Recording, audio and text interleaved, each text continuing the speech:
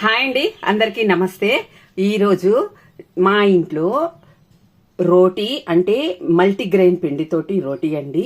తర్వాత వచ్చి sprouts and brinjal కలిపిన కూర చాలా టేస్టీగా ఉంటుంది. మీరు చూపిస్తాను చూడండి. అది ఎలా చేశానో కూడా మీకు చూపిస్తాను. కూరని చూడండి, నచ్చితే లైక్ సబ్స్క్రైబ్ అండి. సబ్స్క్రైబ్ చేయండి, లైక్ చేయండి, కామెంట్ చేయండి. మీ చెయ్యి అలా పెడతారు అంతే కదండి, దానికి కూడా మీరు ఆలోచిస్తే ఎలా అండి. ఏదైనా తప్పులున్నా చెప్పండి, మార్చుకుంటాను. పెద్దదాన్నే కదా మీ అందరికంటే. ఉంటానండి. ఇదిగోండి 2 రోటీ, కొద్దిగా ఈ మామిడి పండు కాదండి, పప్పాయ పండు. మామిడి పండు రోజు తినను నేను. మళ్ళా వచ్చి ఇదండి, ఇదిగోండి బ్రింజాల్ అండి, స్ప్రౌట్స్ అండి.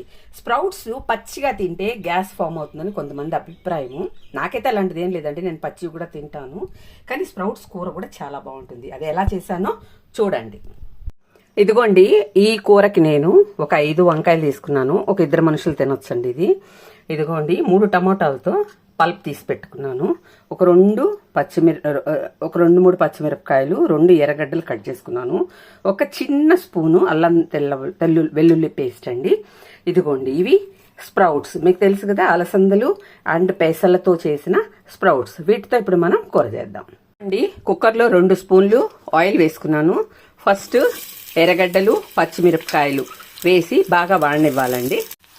1 స్పూను, చిన్న స్పూన్ అండి అల్లం వేస్తున్నాను. చిన్న స్పూన్ చాలండి, లేదంటే కూర అంతా అదే వాసన వస్తుంది.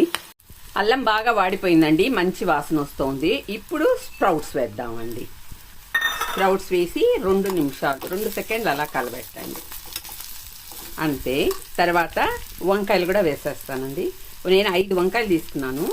నాకు వంకాయలు ఇదిగోండి ఇలా కట్ చేసి కాయగా వేయడమే ఇష్టం అండి. ముక్కలుగా చేసి వేయడం ఇష్టం ఉండదు. తర్వాత చూడండి, ఉప్పు, కారం, పసుపు, కొద్దిగా ధనియాల పొడి యాడ్ చేస్తున్నానండి. ఇంకేం యాడ్ చేయట్లేదు, ఈ 4 యాడ్ చేస్తున్నాను. తర్వాత టమోటా పల్ప్ అండి. టమోటా పల్ప్ తీసి పెట్టుకున్నాం కదా, అది యాడ్ చేయడం. టమాటా ముక్కలుగా కంటే కూడా ఇట్లా పల్ప్ తీసి వేసుకుంటే కూర జ్యూసీగా చాలా బాగుంటుందండి. కాస్త కొత్తిమీర లాస్ట్ల కంటే కూడా కూరలో మధ్యలో వేస్తేనే చాలా బాగుంటుందండి. కొత్తిమీర ఫ్లేవర్ మనకి రావాలి అంటే కూరతో పాటు కొత్తిమీర కూడా ఉడకాలి. ఆ ఫ్లేవర్ ఇష్టం లేదనుకున్న వాళ్ళు గార్నిష్ కింద వేసుకుంటారు. కుక్కర్ విజిల్ పెట్టి 3 విజిల్స్ రానివ్వాలండి. ఇదిగోండి కూర ఉడికాక ఇలా వస్తుందండి, గ్రేవీగా. సూపర్ టేస్ట్ ఉంటుందండి, హెల్త్కి కూడా చాలా మంచిది. అందుకోసమే నేను ఈరోజు ఈ కర్రీ చేశాను. మీ ఇంట్లో ఏం చేసుకున్నారో కామెంట్ చేయండి.